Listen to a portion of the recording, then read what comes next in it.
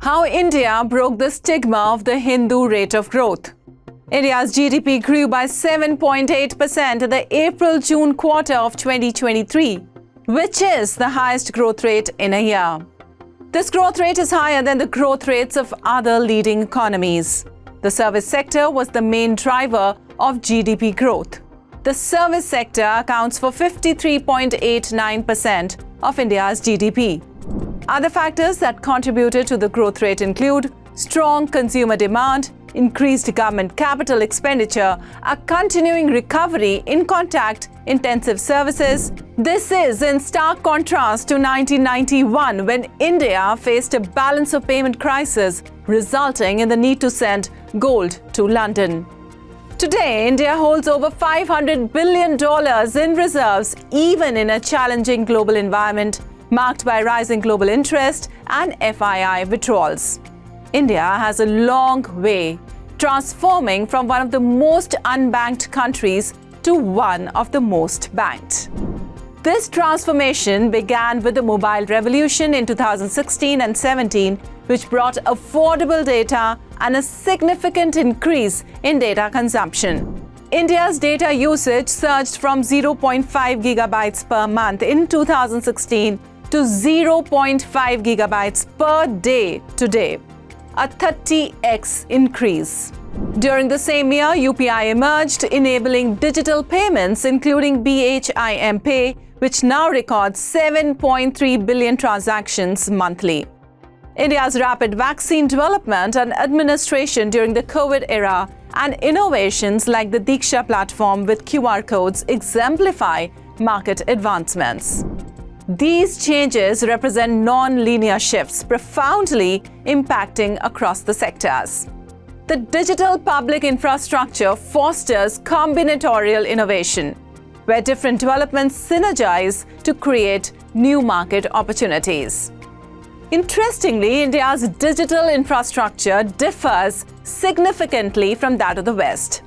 While advertising generates revenue in the West around $800 per capita, it's not a model that could be replicated in India due to limited ad revenue potential. So India's internet is built on internet transactions, making UPI a strategic foundation. Layer by layer, ID data and payment systems have evolved. The shift to a paperless system with fast tags has reduced waiting times and enhanced payment efficiency, rendering road projects creditworthy. And this shift is reflected across all sectors of the economy. Governments have become more efficient, and digital-first taxation, both direct and indirect, is now growing twice the GDP growth rate. India stands out as the only country with a population-scale digital public infrastructure focused on creating public goods that are interoperable, competitive, open, and accessible. This approach promotes innovation, not a winner-takes-all dynamics like Google and Facebook. It synergizes credit, e-commerce, and logistics, ushering in disruptive changes. These shifts mark a new growth model that is technology-led, collaborative, equitable, and democratic. This is the story of the making of digital public infrastructure, which the world wants to listen to. Dear viewers, I'm Lipakshi from studyIQ IAS, and you are about to embark on a journey of learning like no other. So sit back, grab a pen and paper, and get ready to be inspired.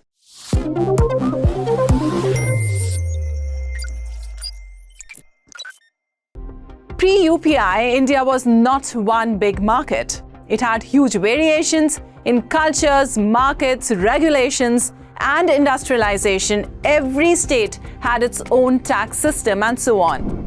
But all these things have come together to create one mega economy, which brings everything together and leads to immense productivity.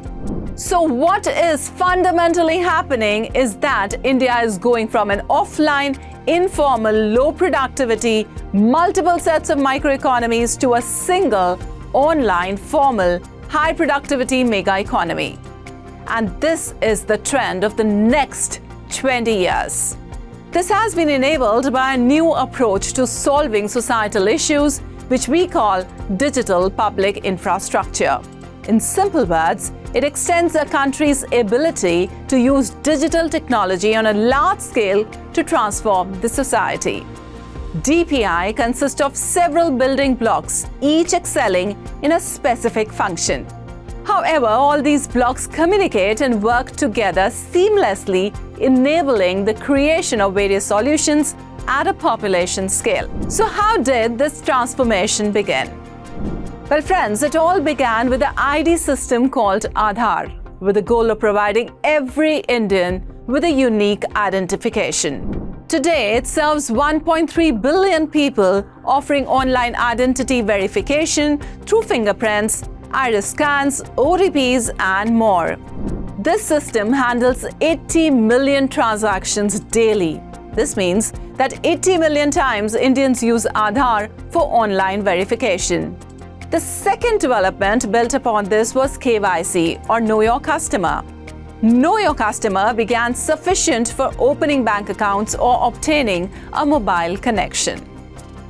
Well, in 2014, the government launched Jan Dhan Yojana, the world's largest financial inclusion program, resulting in the opening of over 400 million bank accounts for people thanks to the efficiency of KYC. So today, India has 700 million bank accounts linked to their Aadhaar ID. Well, the same KYC process is also utilized for non-cash transactions, such as a public distribution system, which relies on Aadhaar authentication to establish an interoperable network. So fundamentally, Aadhaar led to KYC and KYC led to Jan Dhan Yojana, resulting in massive financial inclusion. The same pattern emerged in the mobile sector. The mobile industry adopted eKYC, accelerating customer inclusion and leading to a significant increase in the number of mobile subscribers. The years from 2014 to 2016 were pivotal in this transformation. In 2014, on August 28th, the Jan Dhan program was launched, driving financial inclusion in the banking sector. In 2015, the government introduced the Digital India program, which included DigiLockers, allowing Indians to store documents in the cloud or on their phones. Presently, 180 million Indians use DigiLockers to store their Aadhaar ID or vaccination certificates. This entire infrastructure was built by the Ministry of Electronics and Information Technology, Government of India.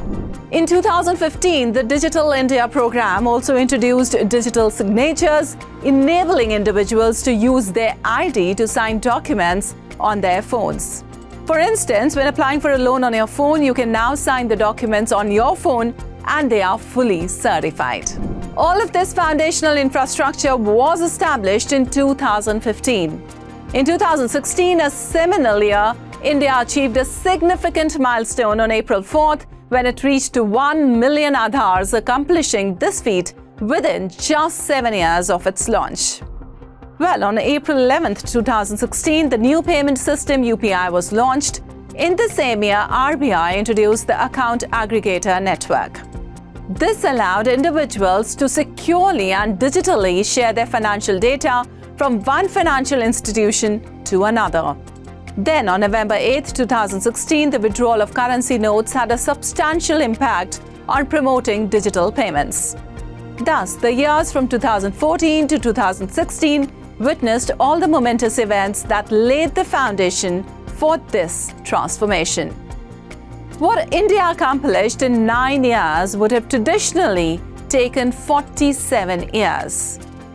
Therefore, through various initiatives, financial inclusion accelerated over this 9-year period, propelling India from being one of the most unbanked countries to becoming one of the most financially inclusive countries in the world through the power of technology. The same phenomena occurred with UPI. It was launched as the next generation payment system on April 11, 2016. As recently as October 2016, there were only 100,000 transactions a month. However, today it stands as the world's largest payment system, handling an impressive 9.66 billion transactions each month.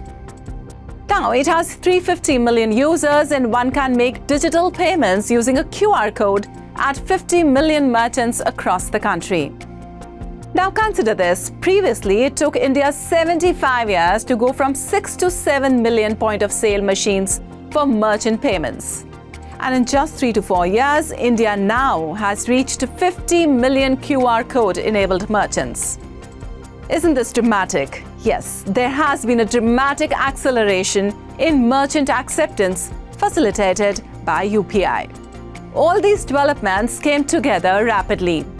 Further, whenever you use a digital platform, it generates data. Data is essentially a byproduct of platform usage. Historically, companies have used this data for advertising and similar purposes.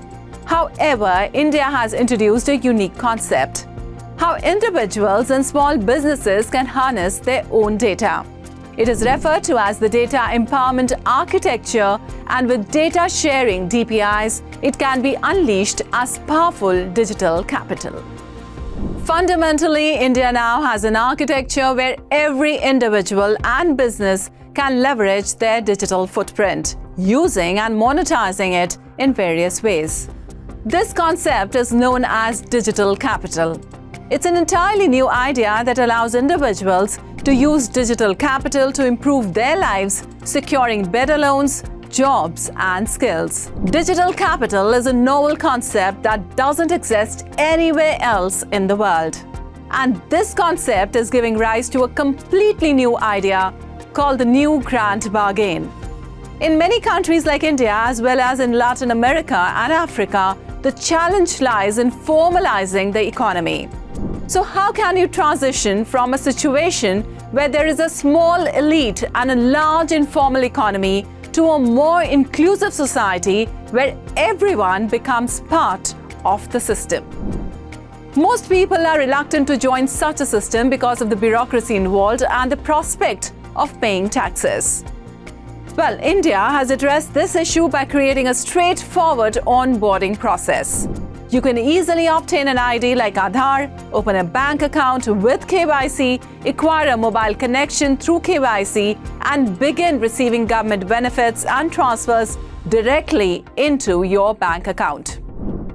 You can open a small store and then use digital capital from your transactions to gain access to the credit. So here, India has a comprehensive roadmap for inclusion. And it is indeed a unique model of inclusion because it empowers individuals with their own data. Furthermore, digital public infrastructure addresses a challenge present in all societies. Every country today is grappling with the question of how to strike the right balance between regulation and innovation. Even in the US, there is a wealth of innovations, but there is growing recognition of the need for some level of regulation. In Europe, there is an abundance of regulations, but not enough innovators to drive new developments. Well, in India, there is a balance between regulation and innovation through a participatory model of coordinated governance. This collaboration includes the central government, regulators like the Reserve Bank, and the private sector technology companies. So together, they have developed an architecture that strikes a harmonious balance between regulation and innovation, ensuring that innovation occurs within the framework and boundaries of responsible regulation. Well, interestingly, in today's world, DPI has become a strategic necessity. For instance, during the pandemic, India was able to transfer $4.5 billion into the bank accounts of 160 million beneficiaries. When COVID began and people faced financial challenges with reduced income sources, the government could swiftly launch this initiative because the infrastructure was in place to enable it on very short notice. The same infrastructure is used to pay construction workers, farmers, and other beneficiaries, making it an integral part of India's digital economy. Likewise, when it came to vaccination, the government developed the Co-Win platform. This platform facilitated the administration of 2.5 billion vaccinations within 2 years.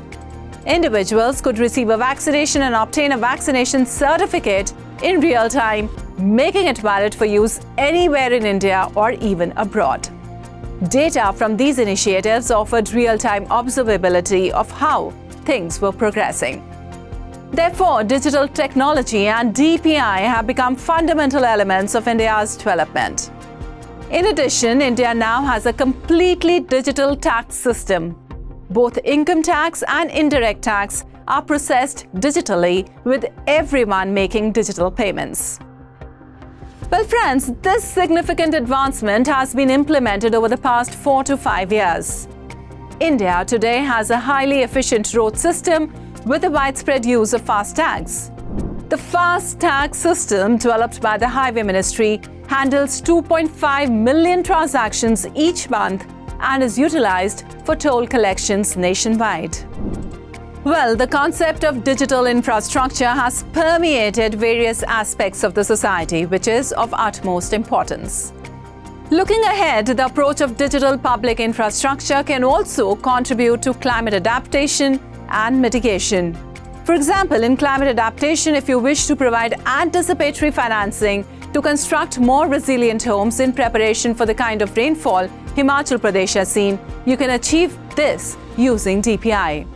Or by utilizing the Open Network for Digital Commerce, or ONDC, which is another remarkable innovation aimed at establishing an open network for commerce. Well, this can contribute to creating a circular economy, facilitating the recycling of resources. Fundamentally, DPI has not only been instrumental in our progress thus far, but it is also poised to drive further advancements. All of this has been made possible thanks to Indian IT services. In 2016, India had only 1,000 startups. Today, India boasts of 100,000 startups. This represents not just a linear growth of 10% per year, but a remarkable 10x increase in the number of startups in India over the past 7 years. DPI represents an inclusive model of economic growth. India's growth model is inclusive in its design, focusing on onboarding people into modern society by helping them acquire a bank account, a mobile connection, access to jobs, and the ability to use data, among other things. It's not about a few individuals winning, it's about everybody winning. This model is distinctive, collaborative, equitable, and built on the principle that opportunities should be accessible to all citizens, regardless of their location. Isn't this so amazing? Yes. And this model is gaining global recognition, with plans to extend it to 50 countries within 5 years. A global coalition of multilateral organizations, including the World Bank and IMF, led by Minister Jaishankar, is spearheading efforts to export this idea internationally. In the coming years, the proliferation of this new approach to thinking about digital infrastructure at a population scale, utilizing an open architecture, will become increasingly widespread and influential worldwide. So in conclusion, we can say that DPI reduces inequality by making it easier for the public and private sectors to expand banking, credit, and payment services, especially to women and others who have traditionally been left behind. DPI promotes health and well-being. A child who gets a legal form of identity at birth that is linked via data exchange system to clinics and pharmacies can receive better health care over a lifetime. Aggregated health data can help providers share information to improve patient care, and governments can better track illness and disease across communities. DPI promotes sustainable and inclusive economic growth. When smallholder farmers and rural entrepreneurs can access global weather forecasting data, digital early warning systems, and digital payments, they can better plan their cropping cycles, protect against pest and weather shocks, and find new markets. The increases in their crop yields can in turn improve their income while reducing food insecurity in the community. So DPI has played a pivotal role in breaking the Hindu rate of growth and stigma by fostering digital inclusion, financial inclusion, and a more efficient and formalized economy. It empowered individuals and businesses to participate in economic activities more effectively, contributing to India's economic growth and transformation. Well, we hope you found this episode as captivating as we did in creating it for you. Remember, DPI is evolving exponentially with the addition of every single layer, and together we will explore every dimension of it. In the next episode, we'll discuss the sector-specific learnings and outcomes of DPI. Until next time, stay curious and stay informed. And don't forget to like, subscribe, and follow. See you soon.